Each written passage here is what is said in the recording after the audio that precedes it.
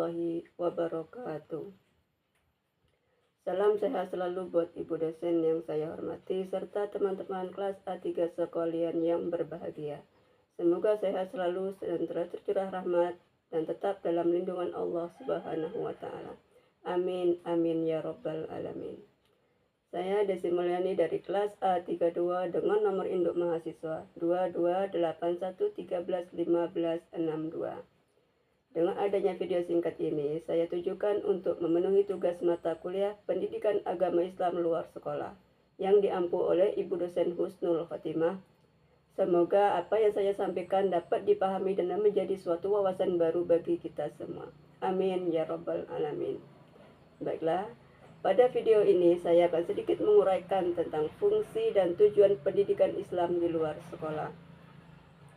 Pendidikan Islam luar sekolah adalah proses pembelajaran yang berlangsung di luar sistem pendidikan formal, seperti di majelis taklim, pesantren kilat, kursus keagamaan, dan berbagai kegiatan non-formal lainnya. Pendidikan ini bertujuan memperkuat nilai-nilai keislaman dan membentuk kepribadian muslim yang utuh di tengah masyarakat. Berikut adalah 5 poin penting yang perlu kita pahami dalam materi tujuan dan fungsi pendidikan Islam luar sekolah. Poin pertama yakni membentuk pribadi yang beriman, bertakwa, dan berakhlak mulia.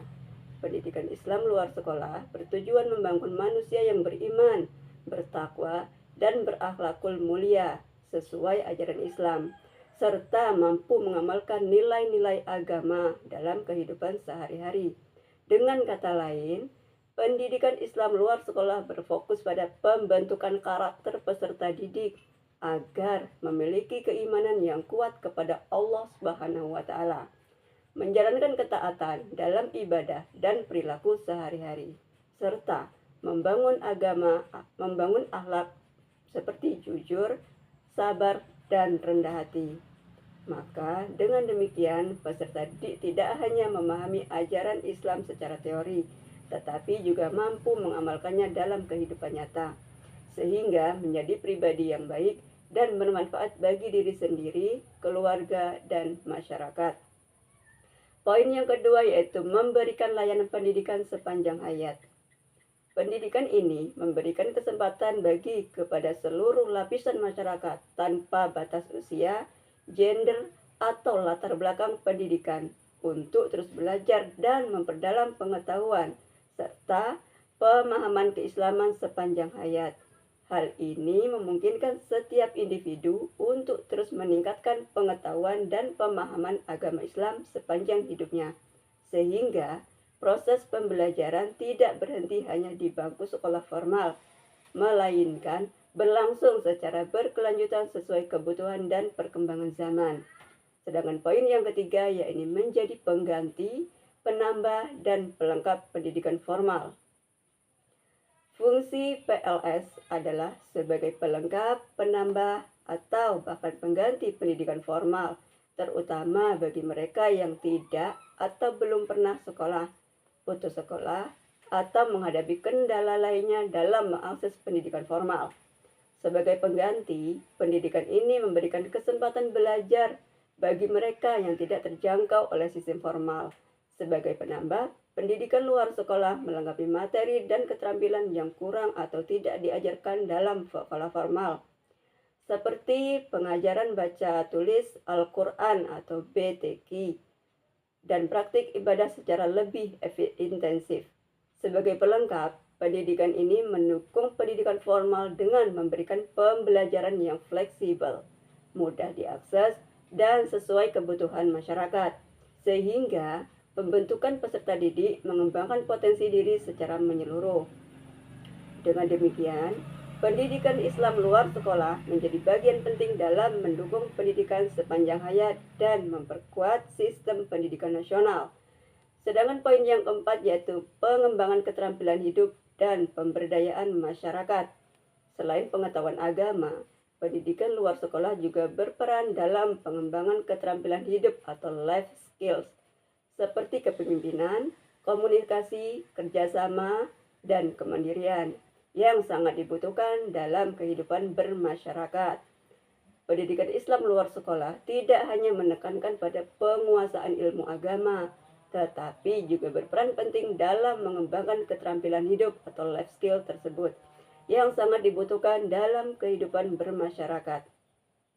Keterampilan hidup ini meliputi kemampuan kepemimpinan, komunikasi efektif, kerjasama tim, dan kemandirian dalam menghadapi berbagai tantangan kehidupan sehari-hari. Melalui pendidikan ini, peserta didik dibekali kemampuan untuk beradaptasi secara positif, mengelola diri, serta menyelesaikan masalah secara mandiri dan bertanggung jawab.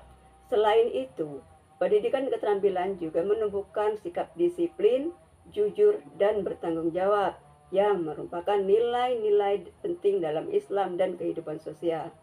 Dengan demikian, pendidikan Islam luar sekolah berfungsi sebagai wahana pemberdayaan masyarakat agar individu tidak hanya unggul secara spiritual saja, tetapi juga mampu mengembangkan potensi diri secara sosial dan ekonomi, sehingga dapat berkontribusi secara produktif dan di lingkungan masyarakatnya.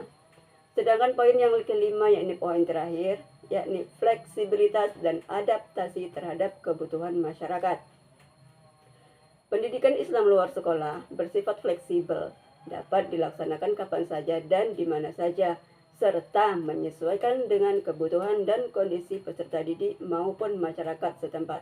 Hal ini memungkinkan pendidikan tetap berjalan meskipun di luar sistem persekolahan formal. Pendidikan Islam luar sekolah memiliki sifat fleksibel yang memungkinkan pelaksanaannya kapan saja dan di mana saja sesuai dengan kebutuhan dan kondisi peserta didik serta masyarakat setempat. Fleksibel ini berarti pendidikan tidak terikat oleh jadwal atau tempat tertentu seperti pada pendidikan formal, sehingga dapat menyesuaikan dengan kesibukan atau situasi peserta didik.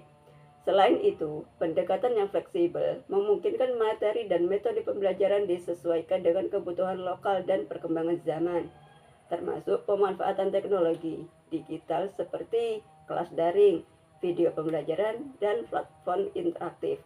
Dengan demikian, pendidikan Islam luar sekolah dapat terus berjalan efektif meskipun di luar sistem,